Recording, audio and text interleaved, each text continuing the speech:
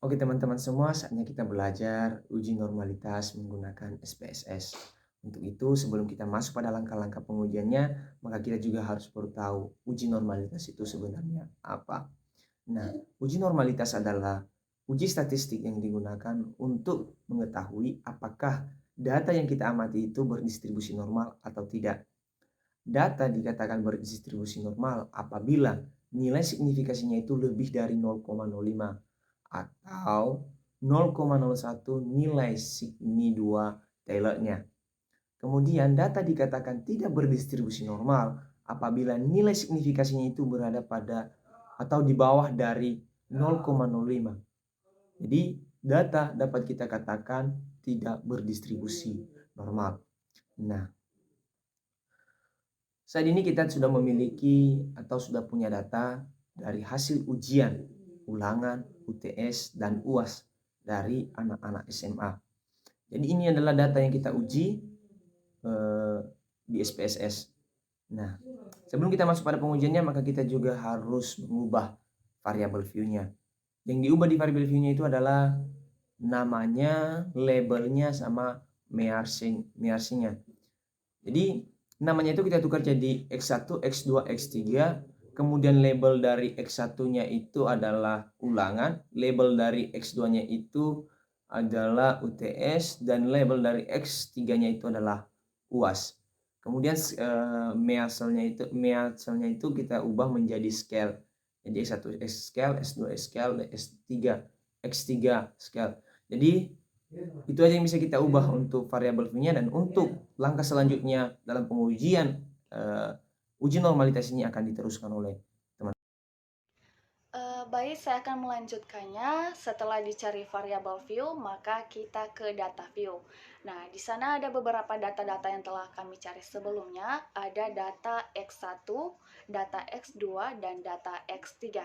Nah, data X1 itu adalah nilai ulangan, data X2 itu adalah nilai UTS, dan data X3 itu adalah nilai UAS. Nah, untuk mencari sebuah uji normalitas, maka kita akan mengklik yang analyze. Di situ nanti akan tampil yang regression, lalu kita klik, terus akan tampil yang linear, lalu kita klik linear tersebut. Nah, setelah itu akan muncul layar seperti begini.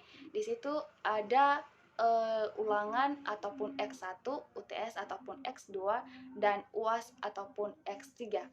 Nah, ulangan sama UTS itu kita pindahkan ke independen, sedangkan UAS itu kita pindahkan ke dependen, lalu kita klik OK. Nah, setelah itu kita klik yang statistik, lalu kita checklist yang selection, lalu kita klik yang continue. Setelah itu, kita juga klik yang plots. Di situ ada threshold sama spirit. Nah, threshold itu kita pindahkan ke Y, dan spirit itu kita pindahkan ke X, lalu kita klik yang continue. Setelah itu, kita klik yang save, lalu akan tampil nanti yang understand, itu kita checklist, lalu kita klik OK. Nah, setelah itu akan muncul nanti hasil-hasil dari output uji normalitas tersebut. Di situ ada variabel interest, artinya yaitu variabel yang dimasukkan ke dalam model adalah X1, X2 dengan X3 sebagai variabel dependen. Nah, semua variabel yang diminta itu telah dimasukkan ke dalam tabel tersebut. Baik teman-teman, di sini saya akan melanjutkan materi kami. Nah, di sini yaitu tentang hasil normalitas yang telah kami uji sebelumnya. Di sini kita harus tahu bahwa hasil normalitas itu merupakan uji statistik yang digunakan untuk menguji apakah data yang diamati memiliki distribusi normal atau tidak. Hasil dari variables interest removed memiliki kegunaan untuk menjelaskan variabel yang dimasukkan dengan metode yang dipergunakan. Variabel yang digunakan dalam analisis ini adalah lias Y untuk dapat variabel X01 ulangan X02. Metode yang digunakan adalah enter. Metode enter merupakan metode yang digunakan untuk membentuk penaksiran dari persamaan regresi.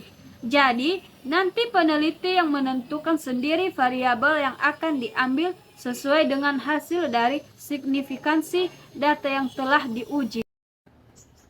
Baik, saya Rosmani Dalase. Saya akan menjelaskan hasil normalitas.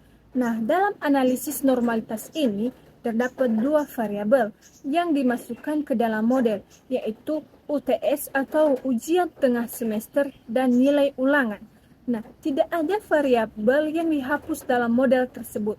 Nah, metode yang digunakan untuk memasukkan variabel ke dalam model tersebut adalah metode enter. Nah, variabel dependen dalam analisis ini adalah nilai ujian akhir semester. Nah, semua variabel diminta setelah dimasukkan ke dalam model tersebut. Baik, saya akan menjelaskan tentang data di atas. Nah, data yang di atas adalah merupakan data statistik dengan 25 baris dan 5 kolom. Nah, setiap baris mewakili satu entry data dan setiap kolom memiliki atribut yang berbeda. Misalnya, X0 merupakan atribut numerik pertama, X02 merupakan atribut numerik kedua, X03 merupakan atribut numerik ketiga, X merupakan atribut numerik keempat, 1 merupakan atribut numerik kelima. Nah, pada setiap baris, angka-angka yang tercantum adalah nilai-nilai dari atribut-atribut tersebut. Namun, terdapat banyak kesalahan. Misalnya pada baris ke-14, di mana terdapat angka yang sangat besar. Misalnya 27, 07, 40. Nah, pada atribut X03, angka ini mungkin merupakan kesalahan penulisan atau input dari data yang...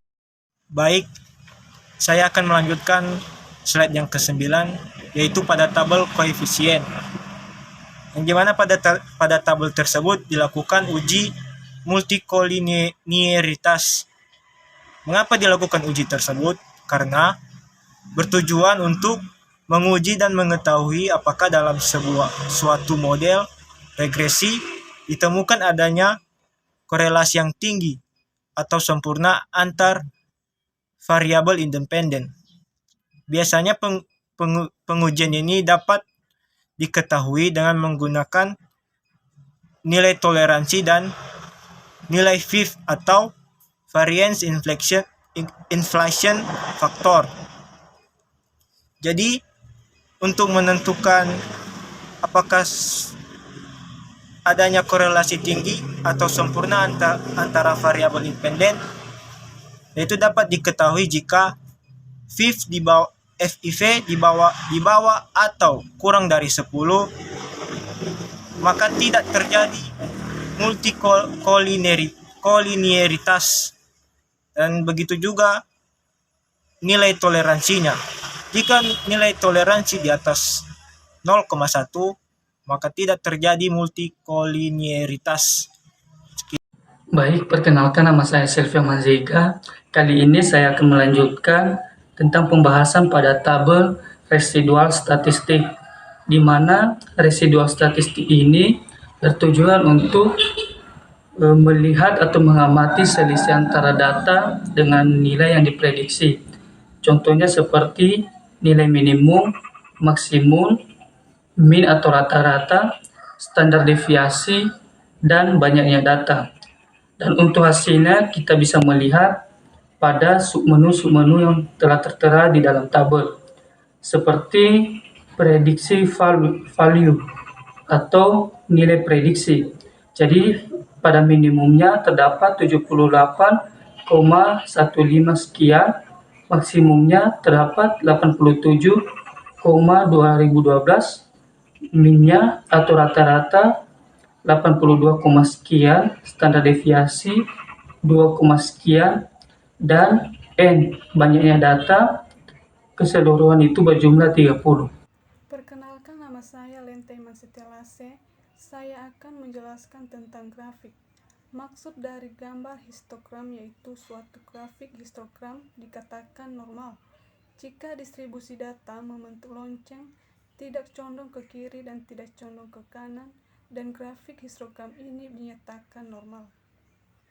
Sedangkan grafik p-plot dapat dipahami dengan melihat item pada garis diagonal pada grafik p-plot dinyatakan tidak memenuhi syarat asumsi normalitas.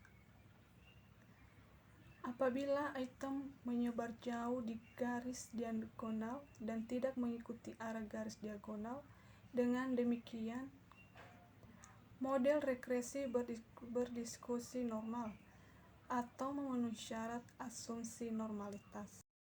Baik, saya akan melanjutkan materi kami, yaitu untuk menguji normalitas. Ada 3 cara, yaitu yang pertama melalui histogram, yang kedua melalui p-plot, yang ketiga melalui kolomograf sinokrom. Sekarang saya akan menjelaskan tentang uji normalitas melalui p-plot, di mana pada p-plot uji normalitas dapat dilihat dari titik-titik yang mengikuti garis diagonal. Jika titik-titik tersebut mengikuti garis diagonal, maka data tersebut dikatakan normal. Begitu juga sebaliknya, jika titik-titik tersebut tidak mengikuti garis diagonal, maka data tersebut dikatakan tidak normal. Ya baik, saya melanjutkan tentang materi histogram dependent variable, yang dimana kita harus mengetahui dulu apa arti histogram. Histogram adalah jenis grafik yang digunakan untuk menampilkan distribusi frekuensi dari suatu variabel. Dalam konteks ini, variabel dependen adalah UAS atau ujian akhir semester. Histogram dapat digunakan untuk menampilkan distribusi frekuensi dari nilai UAS siswa. Misalnya, jika rentang nilai UAS adalah 0 sampai 100, histogram akan menunjukkan berapa banyaknya siswa yang mendapatkan nilai dalam setiap rentang nilai, seperti 0 sampai 10, 10 sampai 20, dan seterusnya. Lanjut, normal P garis P plot of regression standardized residual adalah grafik yang digunakan untuk mengevaluasi apakah residual standar dari model regresi mengikuti distribusi normal. Ya baik, sampai di sini penjelasan dari saya. Saya ucapkan terima kasih.